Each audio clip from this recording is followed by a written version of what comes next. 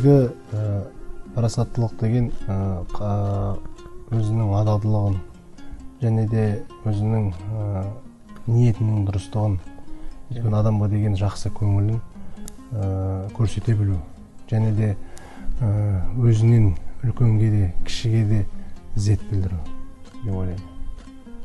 Негізі балалық шағымда енді негізі басқа мамандық боламын деп ойлағам.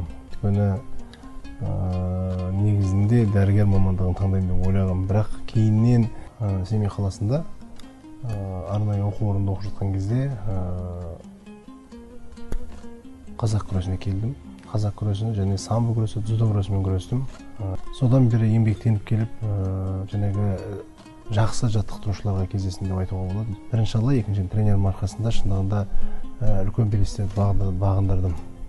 Және де ол кісілердің талмай еңбектерінің арқасында қаншама адал істер көрсеткені, қаншама ақыл айтқаны, қаншама екінші әкем болып кетті деп айтуға болады. Өйткілердің ақылы әбден құлаққа құйылып,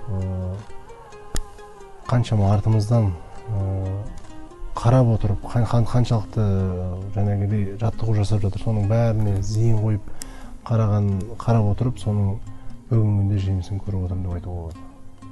Әділетсіздік енді кейбір кездерде болады, бірақ енді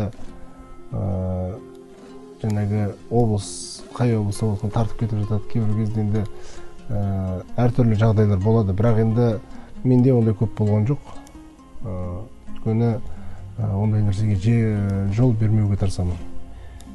Или толығымен жеңілу керек, или толығымен ұту керек те, өз еңбегімен. Жаңағы дауға салып, жаңағы күшке салып жатқан ол мен ойлаймын дұрыс емес. Күреске берілетін 5 минуттың ішінде сен әдіс жасап үлгеруің керек. 5 минуттың ішінде жасамағаннан кейін енді ар жағының бәрі енді әуре болып кетеді. Мен өмірдегі үлгі тұтатын тұлғалар, біз енді спортшы болғаннан кейін жаңағы қазақтың тұңғыш олимпиада чемпионы былтырғы жылы өмірден озып кетті, Жақсылық Үшкемпіров ағамыз.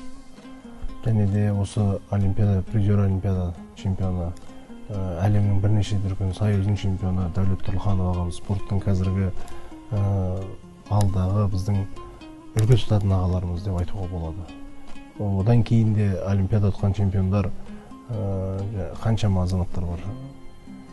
Енді солардың барлығын біз үлгі тұтып, сондай ағаларымыз сияқты болсақ екен деп, сол кісілердің жаңағы еңбекқорлығын қарап, бүгінгі күнде сондай сабақ алып, сондай белестерге жеттік деп ойлаймын. Елжан ұрпақ деген өз еліне еңбек ете білетін, өзім деп ойламайтын, адал, таза шын жүрегімен беріліп істейтін адамды ұлтжанды деп айтуға болады. Өйткені ол өз елінің, мен енді спортта жүрген кезде мен өзім үшін еңбектенемін, бірақ елімнің намысын қорғау. Біз оқу жаттығуда жаңағы сбор дейді, сбор уақытында біз абай жолын жиі оқитынмын. Одан кейінгі жаңағы Қажымқан аталарымыздың кітабы, Бауыржан Момышұлы аталарымыздың кітаптары сборда шама жеткенше оқуға тырыстық біз. Парасатты қоғамды құру үшін қаншама еңбек тер төгу керек болады деп ойлаймын. Өйткені еріншекте жалқаулықты тастау керек. Парасаттылықты таныту үшін ниет түзу болу керек. Әрқашан жанашырлығы мол болу керек. Және де жалқаулықты жеңу керек. Сонда біздің елде парасатты қоғам болады деп ойлаймын. Өмірлік ұстаным, өмірге қалай келдім, солай қарапайым болып қалу. Арманым қазақ елінің тәуелсіздігі ұзағынан болуы, еліміздің болашағы жақсы болуы, бізден кейінгі бауыр қарындас тек жақсы өмір сүріп, жақсы білім алып, еліне адал қызмет етсе деген арманым.